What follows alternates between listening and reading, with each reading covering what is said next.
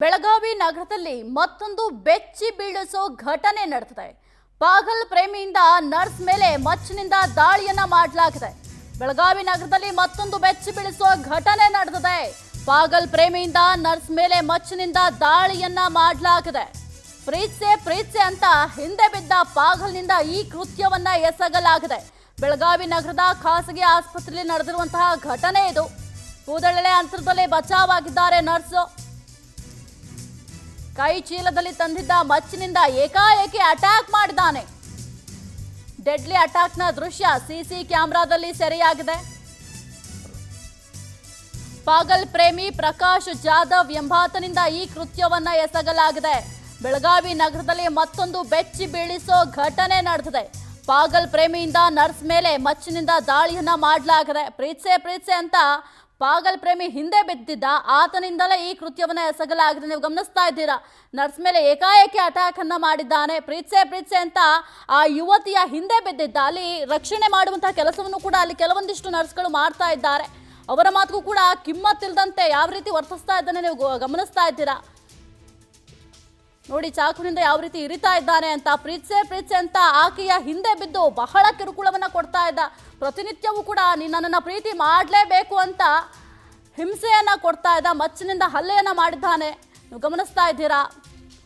ಈ ಥರದ ಜನಗಳಿಗೆ ಏನು ಹೇಳಬೇಕೋ ಗೊತ್ತಿಲ್ಲ. ಒಂದ್ಸಲಿ ಪ್ರೀತಿ ಮಾಡಲ್ಲ ಅಂದಮೇಲೆ ಯಾಕೆ ಈ ರೀತಿ ಹಿಂಸೆ, ಅವ್ರಿಗೂ ಹಿಂಸೆ ಕೊಡ್ತಾರೆ, ಇವರು ಹಿಂಸೆ ತಗೋತಾರೆ.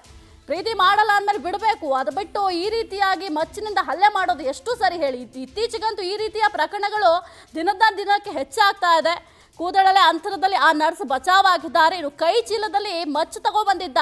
ಆ ಕೈ ಚೀಲದಲ್ಲಿದ್ದಂತಹ ಮಚ್ಚಿನಿಂದ ಏಕಾಏಕಿ ಅಟ್ಯಾಕ್ ಅನ್ನ ಮಾಡಿದ್ದಾನೆ. ಈ ಕುರಿತು ಹೆಚ್ಚಿನ ಮಾಹಿತಿ ನೀಡ್ತಾರೆ ನಮ್ಮ ಪ್ರತಿನಿಧಿ ಮಂಜುನಾಥ್.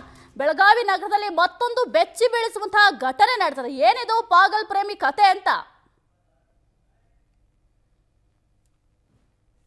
ಖಾಸಗಿ ಆಸ್ಪತ್ರೆಯಲ್ಲಿ ನರ್ಸ್ ಆಗಿರುವಂತ ಒಂದು ಯುವತಿಗೆ ಪ್ರಕಾಶ್ ಜಾಧವ್ ಎಂಬ ಏನು ಪಾಗಲ್ ಪ್ರೇಮಿ ಅವನು ಮಚ್ಚಿನಿಂದ ಹಲ್ಲೆ ಮಾಡಿದ್ದ ಅಷ್ಟೇ ಅಲ್ಲದೆ ಪ್ರೀತ್ಸೆ ಅಂತೇಳಿ ಗಂಡು ಬಿದ್ದಿದ್ದ. ಆ ಒಂದು ಹಿನ್ನೆಲೆಯಲ್ಲಿ ಯಾವ ಖಾಸಗಿ ಆಸ್ಪತ್ರೆಯ ಒಂದು ರಿಸೆಪ್ಷನ್ ಕೌಂಟರ್ ಇರುತ್ತೆ, ರಿಸೆಪ್ಷನ್ ಕೌಂಟರ್ ಹತ್ರ ಆ ಒಂದು ನರ್ಸ್ ಬರ್ತಾಳೆ. ನರ್ಸ್ ಬಂದಂತ ಕಳೆದ 10ನೇ ತರಗತಿ ಅಂತ ಇವರು ಇಬ್ಬರು ಸ್ನೇಹಿತರಾಗಿರ್ತಾರೆ. ಸ್ನೇಹಿತರಿದ್ದಂಥವ್ರು ಇಬ್ಬರು ಅವನು ಒಂದ್ ಸೈಡ್ ಲವ್ ಮಾಡ್ತಿರ್ತಾನೆ. ಆದ್ರೆ ಆ ಯುವತಿ ಯಾವುದೇ ಕಾರಣಕ್ಕೂ ಅವನ ಪ್ರೀತಿಯನ್ನ ನಿರಾಕರಿಸಿರ್ತಾಳೆ. ಯಾವಾಗ ಪ್ರಕಾಶ ತನ್ನ ಕುಟುಂಬಸ್ಥರನ್ನ ಕರೆದುಕೊಂಡು ಹೋಗಿ ಆ ನರ್ಸ್ ಮನೆಗೆ ಹೋಗಿ ಒಂದು ಪ್ರಪೋಸಲ್ ಅನ್ನು ಕೊಡ್ತಾನೆ. ಆ ಸಮಯದಲ್ಲಿ ನರ್ಸ್ ಕುಟುಂಬಸ್ಥರು ಯಾವುದೇ ಕಾರಣಕ್ಕೂ ನಮ್ಮ ಮಗಳನ್ನ ನಿಮಗೆ ಮದುವೆ ಮಾಡಿ ಕೊಡಲ್ಲ ಅಂತ ಹೇಳ್ತಾರೆ. ಅದಾದ ನಂತರ ಹೋದ ತಿಂಗಳು ಸೆಪ್ಟೆಂಬರ್ದಲ್ಲಿ ಏನ್ ಮಾಡ್ತಾನೆ, ಅವನು ನೇರವಾಗಿ ಅವಳ ಚಲನವಲನಗಳನ್ನ ಪ್ರತಿಯೊಂದನ್ನು ಕಂಡು ಹಿಡ್ಕೊಂಡು ಅವಳು ಎಲ್ಲೆಲ್ಲಿ ಕೆಲಸ ಮಾಡ್ತಾಳೆ ಅಂತ ಹೇಳಿ ಆ ಒಂದು ಖಾಸಗಿ ಆಸ್ಪತ್ರೆಗೆ ಹೋಗ್ತಾನೆ. ಖಾಸಗಿ ಆಸ್ಪತ್ರೆಗೆ ಹೋಗಿ ಅಲ್ಲಿರುವಂತ ಏನು ರಿಸೆಪ್ಷನ್ ಅನ್ನ ಕಾಂಟ್ಯಾಕ್ಟ್ ಮಾಡಿ ಅವಳನ್ನ ಹೆಸರು ಹೇಳ್ತಾನೆ. ಅವಾಗ ನಾವು ರಿಸೆಪ್ಷನ್